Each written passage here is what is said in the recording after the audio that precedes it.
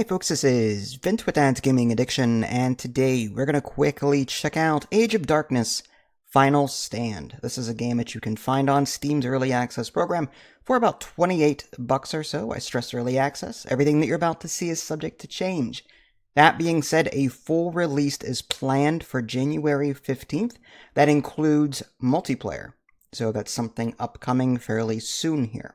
So, I did cover this game about 3 years ago when I wanted to sort of swing around back to it because this is a genre that I am fairly interested in, and I would probably compare this game to They Are Billions, which is a town builder based defense kind of game, resource generation and army management, that kind of thing. So there's a campaign and there's also a skirmish. In skirmish, you'll be able to customize your setup to some degree.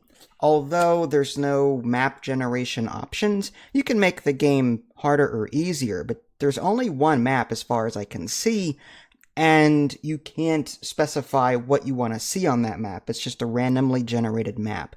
So I would like to see more biomes and other cool things that They Are Billions do have. And this game is more, I would say, dark fantasy compared to They Are Billions steampunk. And I kind of like this version better. I like medieval stuff. Skyrim. I really enjoy games with a medieval theme. And this dark fantasy is really appealing to me, although I'm not saying that, They Are Billions doesn't have its own charm.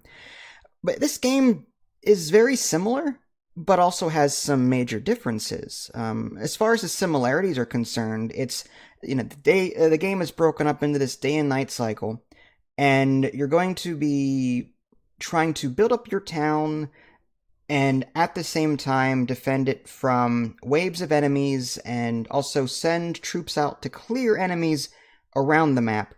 But you also have to worry about your economy in the meantime. That typically involves constructing houses to generate gold. You need lumber camps next to trees and quarries next to rocks. And depending on where you put everything, you'll be generating a different amount of resources. So you want to space your farms out, for example, and get the most out of them.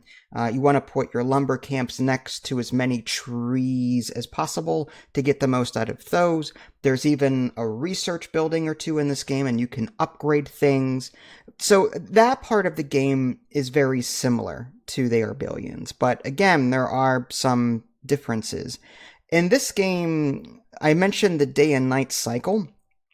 There are these nightmares that come out at night, and they are like these elite enemies, and if you kill them, you get some really good bonuses and stuff. There's like a special red resource, for example, that's really rare, but you need that to upgrade your troops and so on. So these guys come out at night and you have a chance to kill them, but they are very strong and very powerful. So that's one issue there. Heroes will also level up in this game, kind of like in, I say, Warcraft, like the old style Warcraft 3, where, heroes level up and then they get new abilities and you can activate these abilities. So there's heroes in this game, and they've got this micromanagement side of them to where you're activating abilities, trying to clear out more enemies using them if you can. So it's about leveling them if at all possible. If you've played Warcraft 3 or Dota, then you'd be familiar with that aspect. Another big difference is in They Are Billions, enemies kind of spawn from like the corners and the sides of the map. In this game, the enemies spawn from these predetermined crystals. When the game, when it's supposed to, a crystal will activate and then enemies just spawn from it.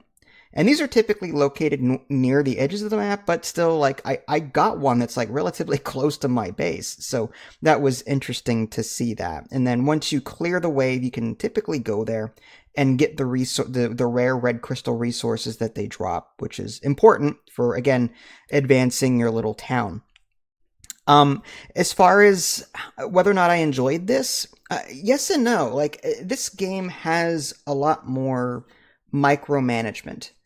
And that's due in part to, again, you've got heroes.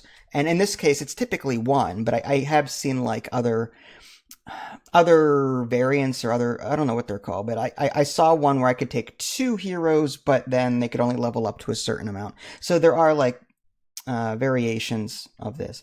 But typically, like, it's about keeping your troops alive, keeping your hero alive, and leveling them to make them stronger. Whereas They Are Billions was more like, here's a squad of archers, you're going to send them around the map and clear everything, kind of, and you're kind of doing that here too. But again, there's more micromanagement. Some of the enemies, like one of them will do like a suicidal, bomb on you. Like they'll go up to you and then they'll threaten to blow up. So you gotta have to bring everyone out of the way.